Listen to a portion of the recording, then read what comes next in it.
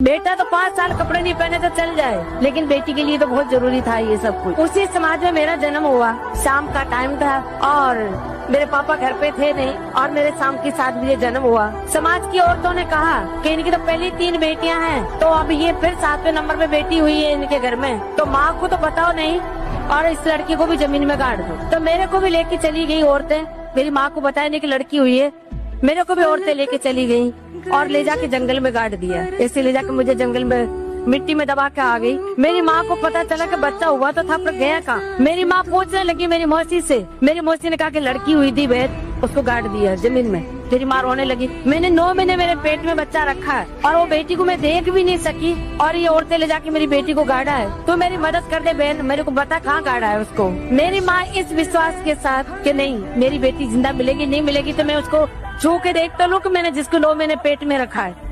इस उम्मीद के साथ मेरी माँ चली गई जंगल में मेरी मौसी के साथ। मुझे तो खोद के निकाला तो मेरी सांसें चल रही थी और मैं मेरी माँ को जिंदा मिली। ऐसे करते करते मैं 7-8 साल की थी। उस घर में मैं डांस कर रही थी और वहाँ पे टूरिज्म डिपार्टमेंट के लोगों की नजर पड़ी। उन्होंने मुझे स्टेज तक आने का मौका दिया। जो भी मुझे देखते ये कहते कि ये लड़की बहुत आगे जाएगी, बहुत आगे जाएगी, इसमें भगवान ने वो कला दी। उस आगे आगे के चक्कर में मैं 100 पैसे कन नहीं जा। उसी आगे आगे के चक्कर में मुझे भारत सरकार ने पद्मश्री दी।